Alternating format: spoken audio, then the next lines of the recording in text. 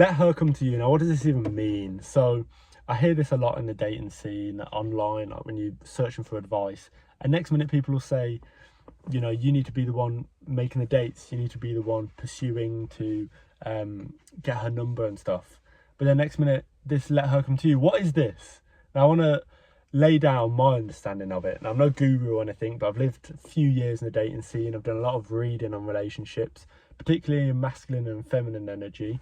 A really good book to read is actually The Way of the Superior Man. The Way of the Superior Man. Let me get my words straight.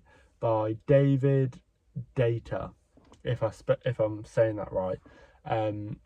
Go search it, you'll find it. It's a great book on masculine and feminine energies, because this is the roots of relationships. You know, this attraction, you know, when she's smiling at you, when you're flirting, this all comes down to like masculine and feminine energy that have been a thing for years and hundreds of years, since the start of humanity. And we can learn from all of it, all the material from it. It's never old, it's evergreen, okay? But in this video, I'm not going to go too deep into the masculine and feminine energy, even though I'm going to use it as the kind of foundation of the points I'm making. I want to make more kind of a practical guide to how to use this principle of letting her come to you. So let's start off with the pickup, right? So usually, you know, as a man, you want to be the one to lead. I agree with that, and I think you should be. It's a gentleman thing to do, and it's the masculine thing to do. However, there's a way to do it in a way where she gets to invest, she gets to pursue, and it's really hard. This is the probably one bit where it's the most confusing, because realistically, girls aren't going to come up to you. I mean, I have had it like once,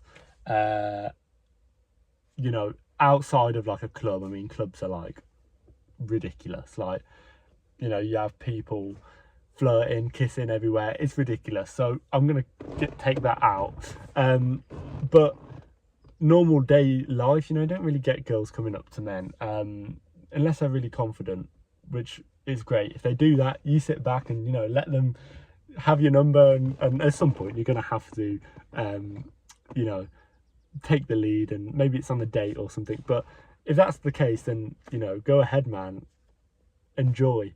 But 9 times out of 10, you need to be the one to ask for her number, and this takes confidence. So you need to build your own confidence. Now, you can start this by, you know, keeping your head up. I mean, this is not what this video is about, but I want to give you some top tips real quick. Keeping your head up, you know, this is something that can very slowly, and it works subconsciously as well, and become a habit.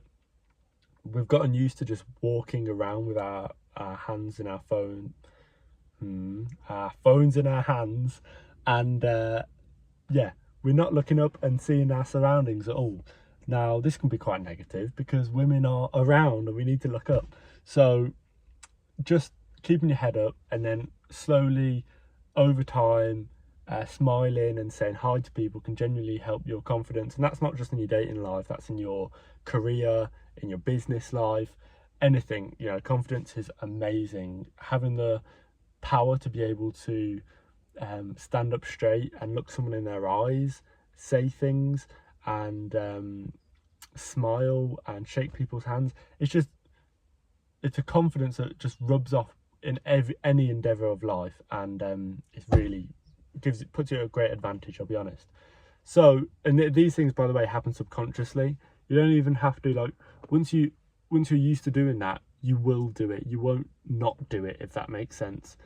Like, being that shy person, keeping your head down, just won't feel natural to you anymore. You'll have to always just have your head up. It's a natural state for you. No matter what it feels like now, if it feels like you're far, far from it, it will become a natural state for you. So try and work on that if you've not already.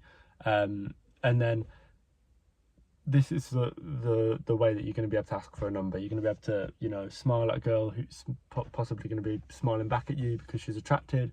Then you're giving her your number. I always like to give them your number, because you've got a bit control with the time that you take to respond, because once you've responded, you know, she's got your number, so you can delay it a bit to make suspense. Now, why would I do that, you may ask? Now, I'm going to give 2 little examples here. So there's one example. She gives the number, you call it straight away to check. You don't say it, but subconsciously you're thinking, is this the real number? I'm going to check. And then at least she's got my number. And then that same night, you message her, say, oh, can we have a, let's do a date. And then she takes like a day to reply and says, yeah, sure. And then you message back straight away and say, let's go to blah, blah, this time.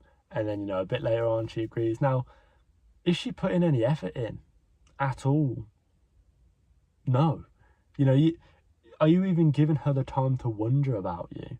She's just going to think you're some beggy guy that just wants a date really, really quickly. And it's just a bad luck. It's not going to attract her at all. Versus this other one where she gives you the number, you have to call and, you know, say, I'll get in touch with you. Now, you wait 3 days. 3 days, that is long. I mean, you could go even longer, but let's say 3 days. She's going to be wondering, you're like, I gave that number. Was it the right number? I don't know. Have I missed out a digit? Oh, I hope he responds to me. This is all really good positive attraction. It all adds up, right? And then as soon as you message, she won't give you the same message she did before in the other example of just, yeah.